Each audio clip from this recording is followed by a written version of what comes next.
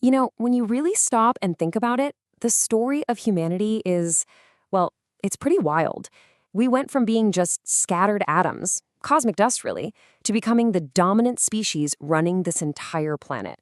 But here's the thing, our rise wasn't an accident. It didn't just happen. It was designed. So, that's the big question, isn't it? How did we, Homo sapiens, pull it off? How did we achieve this incredible global dominance? Well, the answer isn't in our claws or our teeth. It's in a handful of huge, world-changing ideas. You could call them the very blueprints that built civilization itself. Okay, so let's jump into the very first blueprint, the food revolution. This whole thing was about us learning to tame nature. Before this, for pretty much all of human history, we were wanderers, nomads. But then, in places like the ancient Sumerian city of Uruk, we made a radical choice. We decided to stop chasing our food and start growing it. Now, this is where it gets really interesting, because there was a major trade-off.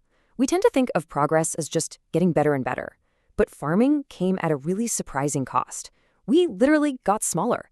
The average man went from being a pretty tall 5'9" as a hunter-gatherer down to just 5'3" as an early farmer. We traded these strong, almost super athlete bodies for a more reliable food source.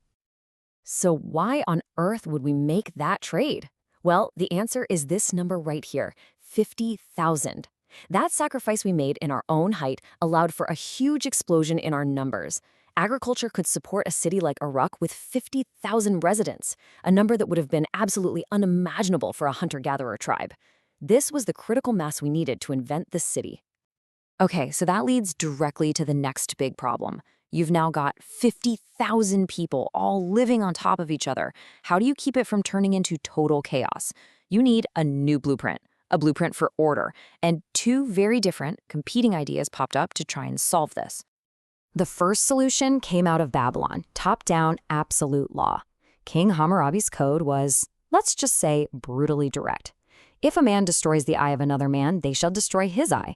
But, and this is a really important but, it wasn't equal for everyone. A nobleman's eye was worth way, way more than a slave's eye. This was order that was built on fear and a really strict social pyramid.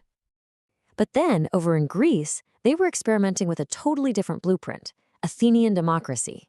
This was the complete opposite. It was a bottom-up system. The big decisions were made by a direct vote of the citizens. And get this part is amazing. Many of their government officials weren't elected. They were chosen by a random lottery. The idea was that pretty much any citizen was capable of helping run the show. But even the Greeks weren't all in on this idea. The philosopher Plato, for one, was a huge critic. He basically argued that running a state is a skill, just like being a ship's captain. And you don't pick your captain by drawing a name out of a hat, right? He wrote that things would never be right until philosophers become rulers. He wanted the wisest people in charge, not the masses. It's a debate we're still having today. So at this point, we've got food and we've got some kind of order. But what's it all for? What's the point? That brings us to our third blueprint, the revolution in meaning. People needed belief systems to give their lives purpose and to act as a sort of social glue to hold these massive new societies together. And one path was deeply personal. It started with a prince named Siddhartha Gautama, who had been completely sheltered from any kind of suffering his whole life.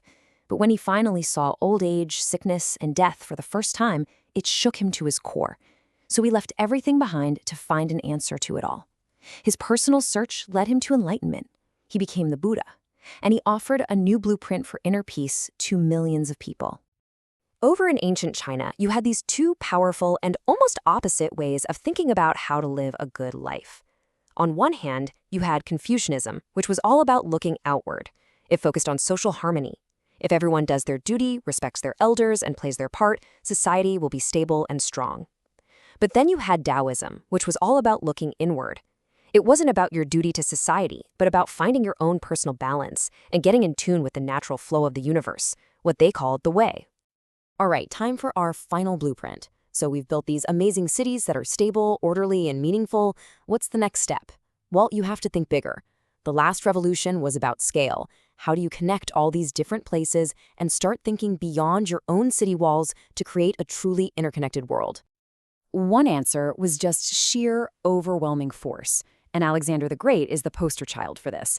I mean, the guy becomes king when he's just 20 years old, and in a little over a decade, he uses his military genius to create one of the biggest empires the world had ever seen. But this way of scaling up had a massive, fatal flaw. An empire that's built on the genius and ambition of just one person is incredibly fragile. The second Alexander died, the whole thing shattered. It was immediately carved up by his generals, who all started fighting with each other. It simply couldn't outlive the man who built it. So was there a more lasting way to connect the world? You bet. And it was called the Silk Road. Now, this wasn't a political empire held together by armies. Think of it more like an economic and cultural empire. It was a huge network of trade routes connecting everyone from Han China through Persia all the way to Rome. And it didn't just move goods like silk and spices, it moved the really important stuff: ideas, technology, and religions. It wove the world together through shared interests, not by force. So, when you boil it all down, here's what we have: 4 revolutionary blueprints that laid the foundation for everything. The food revolution gave us cities. The order revolution gave us ways to live together in those cities. The meaning revolution gave us a reason to do it all, and the scale revolution connected us to each other through both conquest and commerce. These ancient ideas, they're not just history. They literally built the world we are all living in right now. They're our inheritance. And that brings us to one last really big question to think about. If these were the ideas that built our world, what's the idea that's going to build the next one?